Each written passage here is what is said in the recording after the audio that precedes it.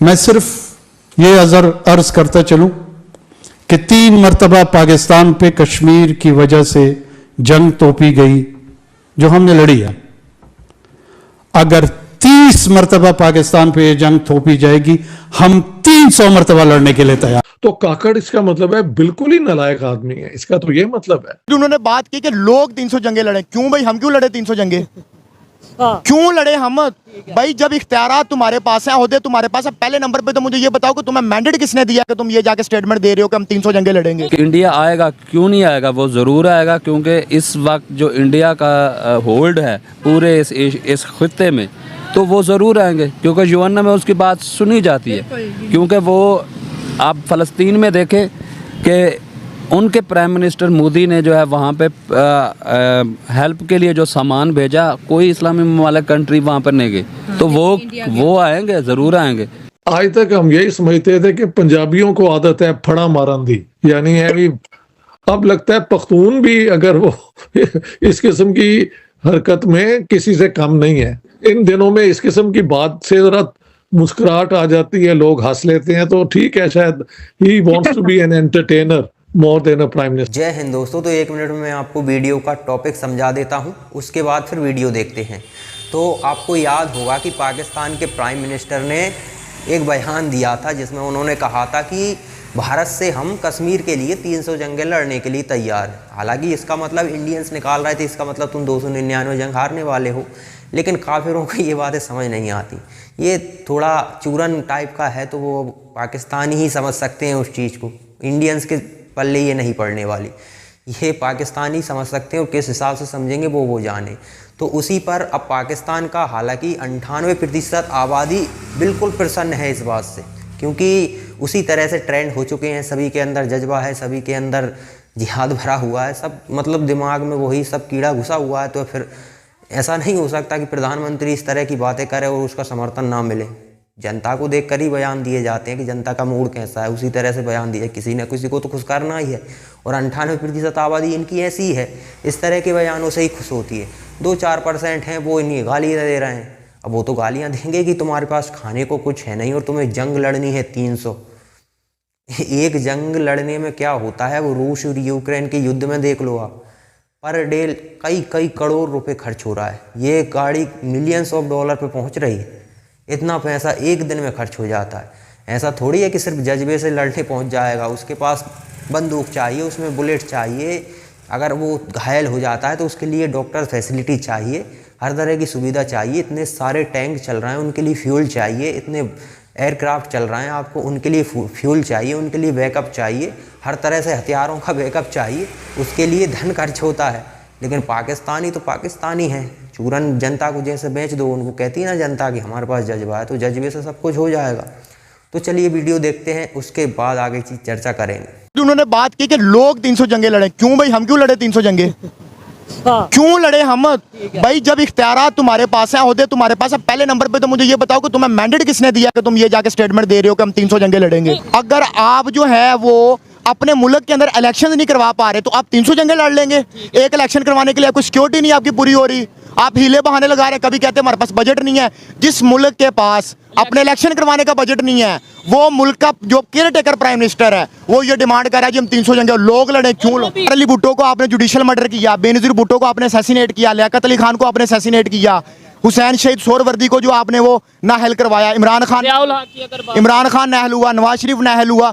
मुझे बताएं ना यार, आप करना में मुत्तहदा के अंदर इंडिया का बहुत ज़्यादा इन्फ्लुएंस है और बड़ी बात मानी जाती है। क्या उस तरफ अगर देखा जाए तो क्या इंडिया जो है यूनाइटेड नेशन में बलोचिस्तान के सपोर्ट में आएगा? जिस तरह उन्होंने अक्सर, जैसे नायला बलोच भी इंडिया में गई थी, उन्होंने मोदी साहब के साथ मुलाकातें की थी। अगर यूनाइटेड नेशन में ये अल्लाह ना करे मसला चला जाता है, तो मुझे लगता है तो इंडिया फ्रंट पेज पे आ जाएगा। और इंडिया आएगा, क्यों नहीं आएगा? वो ज़रूर आएगा, क्योंकि इस वक्त जो इंडिया का होल्ड है पूरे इस खित्ते में, तो वो ज़रूर आएंगे, क्योंकि यूएन में उसकी बात सुनी जाती है।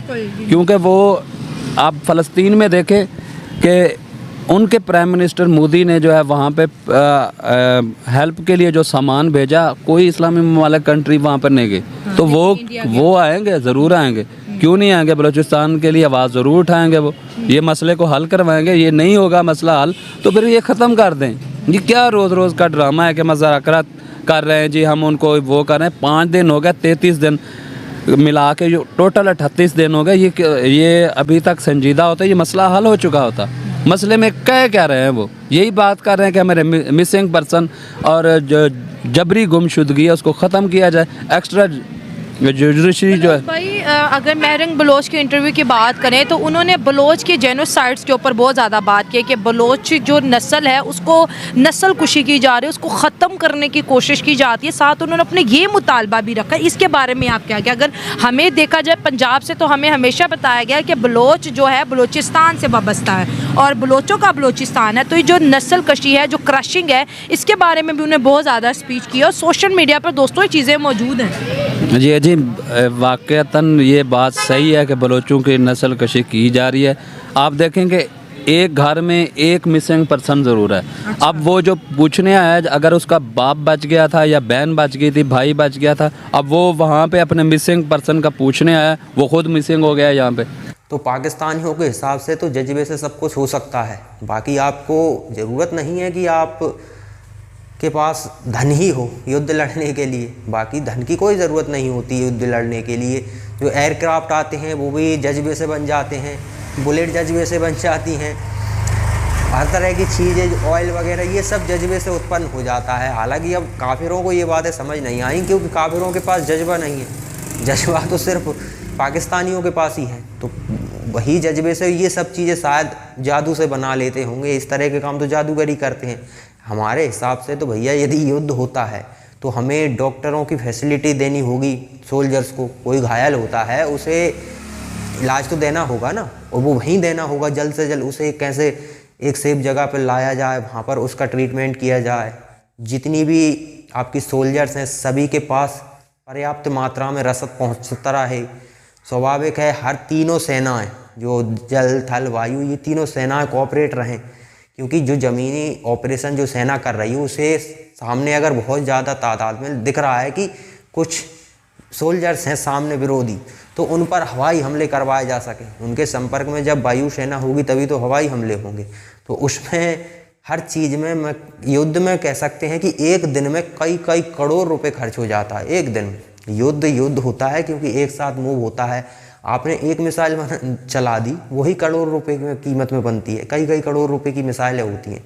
और युद्ध होगा तो अनाधुंध चलने वाली चीज़ें हैं। मिसाइल, रॉकेट, मोटार, बॉम्बिंग, इस तरह की चीज़ें तो अनाधुंध होती हैं युद्ध में। तो अब इतनी तादाद में हथियारों का इस्तेमाल होगा तो उसमें धन खर्च नहीं होगा क्या? लेकिन ये बातें पाकिस्तानियों को नहीं समझ आएंगी क्योंकि उन्होंने बचपन से वही चूरन खाया है कि हमारे पास तो जज्बा है और जज्बे से हम किसी को भी। अब आप बताइए पाकिस्तान के लोगों को क्या पढ़ाया जाता है कि भारत से 4 जंगें हुई हैं और चारों की चारों पाकिस्तान जीता है। अब हालांकि अब छोटे बच्चे को आपने जो बता दिया वो तो वही जानेगा ना। ये बात खुद जो रिएक्शन चैनल वाले लोग होते हैं वो खुद बताते हैं कि हमको भी पहले यही पता था, हमें भी पहले यही पढ़ाया जाता था, लेकिन हमने रिसर्च की, गूगल किया, तब जाके पता चला कि असलियत तो कुछ और ही है। इसके विपरीत है असलियत तो। और उस समय है जब निकम्मी सरकारें हुआ करती थी, सेना के पर कभी ध्यान ही नहीं दिया करती थी। और आज की सरकार तो सेना को इतना पावरफुल बना चुकी है कि अब तो तुम्हें मैं कह रहा हूँ कि 15-20 दिन में सफाया कर देंगे हम। तुम्हारे पास तो धन भी नहीं, और धन देन स्वाभाविक है। पैसा युद्ध के टाइम पे तो कोई एक एयरक्राफ्ट तुम्हारे देश में नहीं भेजेगा मदद के लिए। मतलब अगर एड भी पहुँचानी हो तो हथियार वाले एयरक्राफ्ट से तो कभी मदद नहीं पहुंचाएंगे वो तुम, क्योंकि इससे संदेश जाता है सामने वाले देश को। और ये इस भ्रम में है कि अगर इंडिया से युद्ध हो गया तो हमें चीन मदद कर देगा। अब चीन कैसे मदद कर देगा वो तो यही जाने। चीन युद्ध में कभी इन्वॉल्व हो ही नहीं सकता। चीन अगर इतना सक्षम होता तो वो सीधा सीधा हमसे युद्ध नहीं कर लेता। सैनिक क्यों हटाने पड़े उसे बॉर्डर से? क्योंकि वो समझ गया कि अब सरकार तगड़ी आ चुकी है, वो सेना को बैकअप दे रही तगड़ा, और सेना इनकी ठोकने में मजबूत है। तो ये पाकिस्तानियों को ये सिर्फ इनके प्रधानमंत्री ने जो बातें कही हैं वो इन्हीं को चूरन बेचने के लिए, ताकि खुश बने रहें और वोट देते रहें। बाकी महंगाई जो इतनी तेज़ी से बढ़ रही है उस पर थोड़ा देखो ध्यान भटकाने के लिए इस तरह की बातें आपको करनी पड़ती हैं। ये तो होता ही अगर देश में कोई मुद्दा है और अचानक से किसी दूसरे देश से रिश्ते खराब हो जाएं, युद्ध जैसे हालात हो जाएं, तो पूरी देश का सीधा स्वाभाविक है रिएक्शन सीधा उसी देश पे पहुंच जाता है। वो अंदरूनी चीज़ों को भूल ही जाते हैं। तो बस इसी से ध्यान भटकाने के लिए पाकिस्तान के प्रधानमंत्री ने बयान दिया था। और पाकिस्तान की 98% आबादी ऐसी है कि उसे इसी बयान से खुशी मिलती है, बाकी और किसी चीज़ से उन्हें वो मतलब भी नहीं है।